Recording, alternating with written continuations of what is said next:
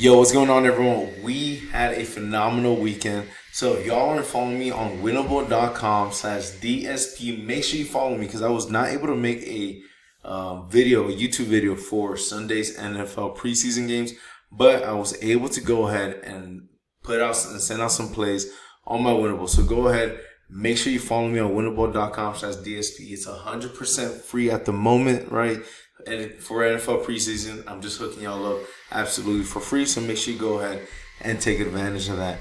All right. So I went ahead and sent out some plays today. I sent out a total of 4 plays. We ended up cashing 2 of those 4 plays. And you can see here, we took Jalen Wright under 29.5 rushing yards, Taylor Henneke under 49.5 passing yards.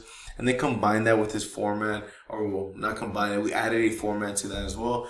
That cash, Jalen Wright under, Tyson Bagent over 70.5 passing yards, Spencer Rattler to go under, and then Trey Lance to go under 108.5 passing yards. Both of those cash, those are all sweet money, right? So that's pretty good there. Right, we're able to flip that 300 and flip that little $5. The reason why I'm doing small bets on Price Picks is because I'm limited per day on how much I can actually bet on Price Picks or play on Price Picks, right? I believe right now I'm limited to about either $50 or $75 per day. So I'm trying to stay between $5 to $20. Not trying to go too crazy. That way I could send out multiple plays. So that's why you're seeing only $5 on Price Picks. It's gonna kind of stay that way, which kind of sucks. That's why I'm gonna be using Dabble a lot this year. I'm gonna be using Chalkboard, Price Picks, of course, because a lot of you have Price Picks and still use Price Picks a lot. I get that it's the most popular app right out there, but another app that I use is Rebet, right? So if you're in a state like Texas, like myself, that does not allow traditional sports betting, make sure you go ahead and get yourself on Rebet, man. So Rebet is badass. So let me show you what Rebet is. So you can see I live in Texas, and I was still able to go ahead and bet the Los Angeles Chargers money line at minus 137. The Chargers money line at minus 137 against the Saints. There was no way in hell that the Saints were going to go ahead and beat the Chargers. Harbaugh loves winning, and preseason or not, he's going to do his best to go out there and win, right? And they got it done. It was a little scary at first, right, where they kind of muffed the punt, and the Chargers or the Saints got really good field position, and they got stuffed at the 1 or 2 yard line, which was kind of crazy. So Chargers put $157.85. I know it's odd numbers, right? But and I ended up winning $273.07. 270 that this 273 takes into account the 157. So how much I profited was 273 minus 157. You do the math. I'm too lazy to do that, right? So Chargers money line at minus 137 was easy money today, right? And then another one we took was on Saturday again on Rebet, right? So $51 to win $321.85. That's why I did 85 cents just to get rid of that change, right? That one won. So I took Dolice and Anthony Hernandez. That was a crazy fight. If y'all are into the UFC and you watch the UFC, you saw how dominant Anthony Hernandez was. That's why he was a minus 300 something favorite. I knew this fight was going to go one of two ways. Either Dolice was going to go out there, upset Anthony Hernandez, and knock him out early, or Anthony Hernandez is going to win by way of just dragging Dolice to hell and just tiring him out, pulling a Marab on him, right? It's funny that Marab was in his corner because Anthony Hernandez did exactly what Marab does to his opponents. Just drags them down, wears them out, tires them out until they literally quit. And that's what the Dolice did. If you guys saw this fight, Anthony Hernandez got him in a standing rear naked choke that was not even fully locked in. And Dolice just tapped. He's like, I'm over it. I'm done. Call it a day. You kicked my ass. You won. So we ended, and that, thankfully, that was right. We won that by 20 seconds. So that was kind of crazy. As soon as I think at 2 minutes, 10 seconds into the 2 minutes and 10 seconds left of the 4th round, that's when it cashed. And then we took Steve Versek and Ode Osborne over 1.5 rounds. That was a little scary at first. And then I guess I didn't put the other ones on there, right? But it was a 5-leg parlay. We ended up cashing all those.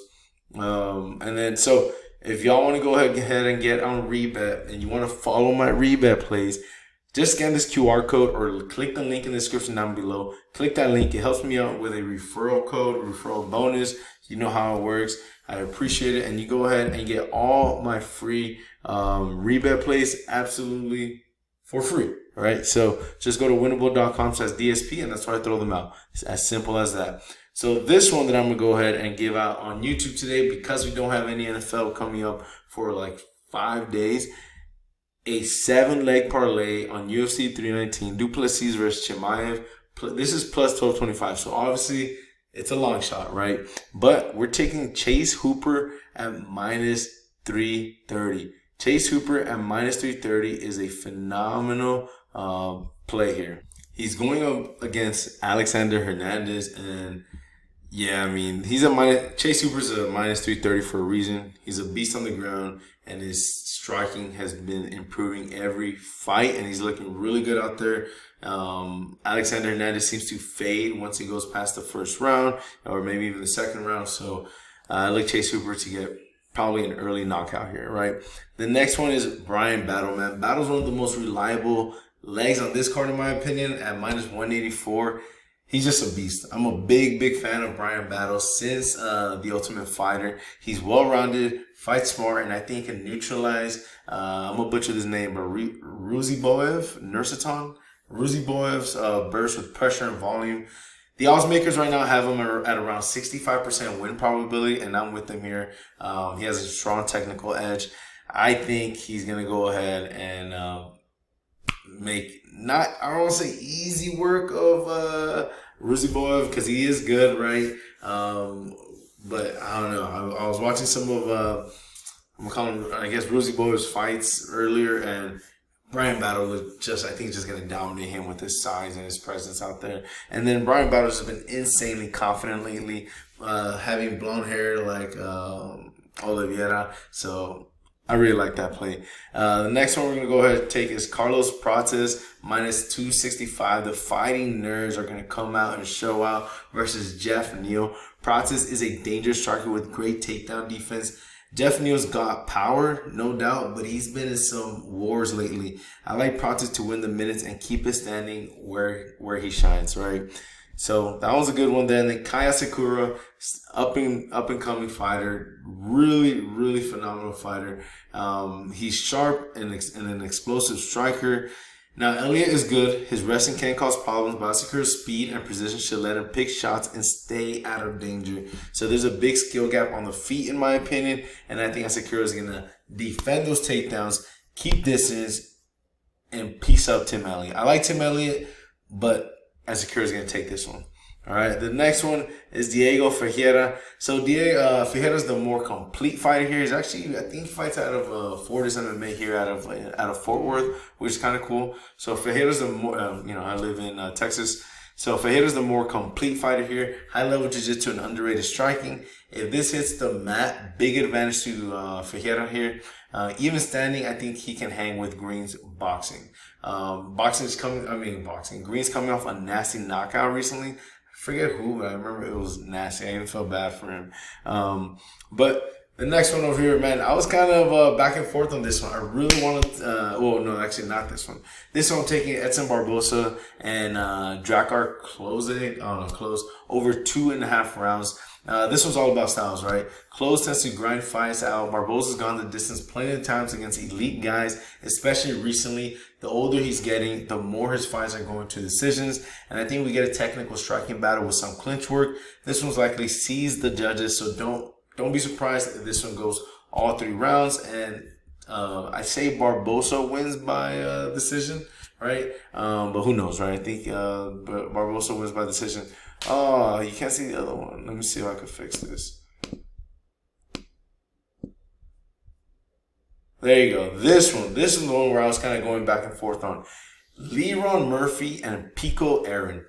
Pico Aaron, right? So Leron Murphy versus Pico Aaron over 2.5 rounds. So my gut is telling me to go with Leron Murphy. He is the UFC veteran.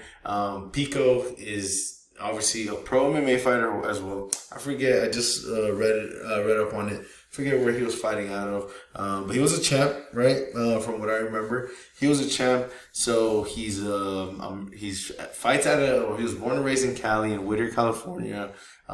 Huge wrestler, really good striker, right? So he's actually favored in this fight, even though it's his UFC debut and going up against a veteran that is on a win streak. I believe Leron is right now 16-0, but the odds makers and the UFC is favoring Pico Aaron to go ahead and win this. Now, like I said, originally I had Murphy on this clip to win, but I got a little nervous, so I swapped it out for the over 2.5 rounds. Why? Because Murphy's tough and fights at a measured pace.